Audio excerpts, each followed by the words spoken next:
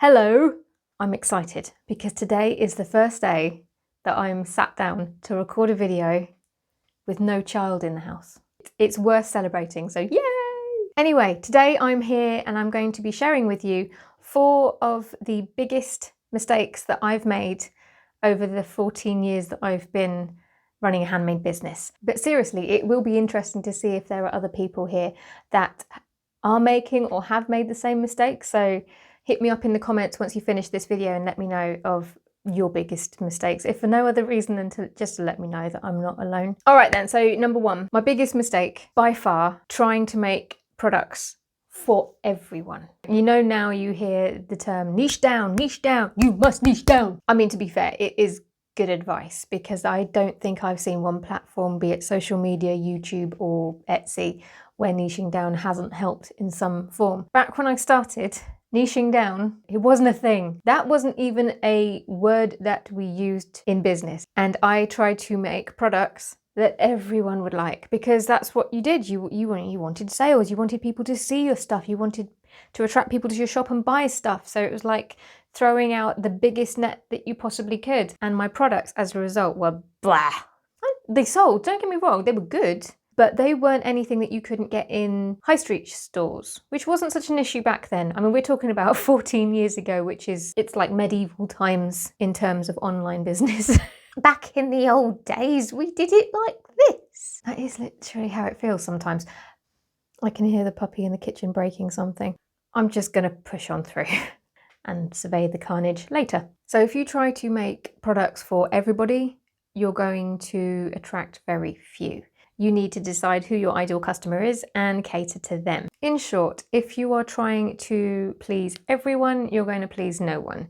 You have to bite the bullet and say, right, I am talking to these people and only these people. My second biggest mistake, and one that I think a lot of people will be guilty of, is spending too much time on social media. I spent way too long trying to build my audience, trying to build my business on social media. Now, I am wary of overgeneralizing this because I do realize that social media is going to play a big part for some people. For me personally, social media is a tool that I use alongside Etsy to speak to my audience, but I lost myself in it for a long time and I put more effort and more time into trying to build my audience there and trying to make sales there instead in my actual Etsy shop. If you go with the 80-20 rule, maybe like 80% focus on your Etsy shop and maybe 20% social media channels. And also because social media moves so fast. Here on YouTube, for example, I can make this video, put it up, and it might still be relevant a year from now, maybe even 2 years from now. Whereas on Instagram, your posts have hours. That's it, that's their shelf life, hours, and then they're gone, they're irrelevant. Who has the time and the effort to be constantly creating content and trying to build something that moves that fast? It's just not sustainable. And yet that's what I was doing. So spend time on your social media platforms by all means. I do, but don't lose yourself in it. It's just a little part of the bigger picture. And when I want to use it to promote my Etsy shop, it has to be this much and my shop has to be the main attraction. This one is by far the hardest thing for me to learn. This mistake is something that I continue to make. Holding on to items that aren't working. I think maybe it's because I'm making handmade items, physical items that have to be sent through the post, and I do get attached to a lot of the items that I make. If you didn't see the jumper from my last Etsy video, I'll link to it at the end of this one. But basically, it was one of the items that just did not do well in my shop at all. But I loved it and I didn't want to let it go. So I just kept on relisting it and kept on relisting it. And I think it was in the shop for a good few years, which I'm a little bit embarrassed to say, but I did not want to let it go. I had to find the person who wanted it. I didn't find that person. Basically, I should have realized far sooner that it just wasn't working for Etsy. It wasn't quite there, or at least my audience who would have wanted it weren't there. They weren't seeing it. Maybe my SEO was off. Maybe I should have taken some better photographs. I could have tried more things, but I did what I did and crickets. What I have learned a lot over this year is that being able to let things go that aren't working, even things that you feel attached to, is a bit of a superpower. If things aren't working, let it go and move on. It is not quitting. It is not failure. It is a sensible business move. And that applies to products in your shop, things that you've tried and just changed your mind on. I think a lot of us beat ourselves up and tell us that if we don't see things through, we're a flake or we're a failure and we're quitting and we're just not trying hard enough. And that's rubbish. So holding on to things even when they're not working, one of my biggest mistakes and something that I am still in the process of getting better at. And the last one, number 4, and this is something that I've only just recently started working on seriously, was not allowing myself to be visible. And what I mean by that is not promoting myself. There are so many banging and clashing noises coming from the kitchen. Oh, I dread to think what I'm going to walk into. So I'm talking in terms of promoting myself and the shop. There was this constant worry of being too spammy, being too salesy, worrying that people will think, oh, she's getting too big for her boots, or oh, Kim's changed. This is not what I'm here for. I didn't come here to be sold to. Blah, blah, blah, blah, blah.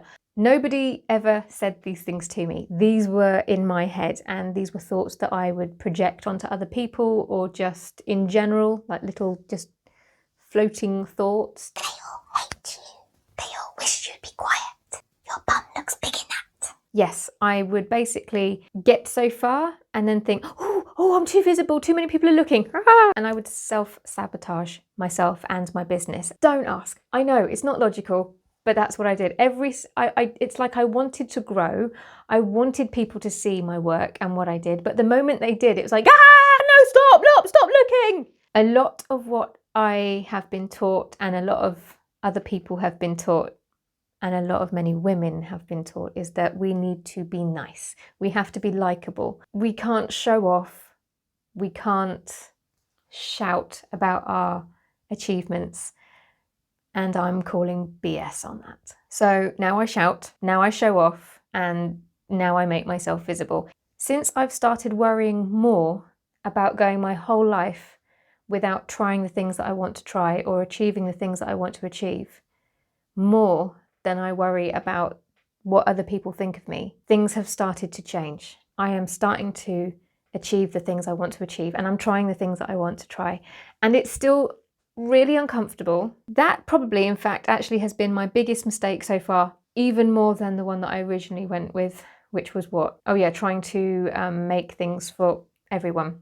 If you want to have an online business, you need to be comfortable with being visible, or at least you need to work on being comfortable with being visible. And weirdly, it's not nearly as scary as I thought it would be. And that's the key. Nobody's thinking about you nearly as much as you think they are. That was a key moment. The moment I realized that actually people don't care what I do. People aren't thinking about me nearly as much as I think they are. They've got their own stuff to deal with. Everybody has their own stuff to deal with. Everybody has their own insecurities, and everybody has their own thoughts that are keeping them down. So I need to get over myself and stop holding myself back and move forward. And that's been my biggest mistake. So those are my 4 biggest mistakes that I've made as a handmade business owner. Let me know what yours are. And there's a lot more. Trust me, there's so many, but you don't have that much time on your hands. So I'm just going to wrap it up there, and I will see you next time.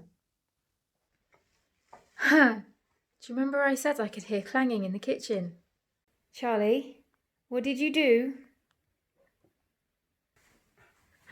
Oh, what did you do?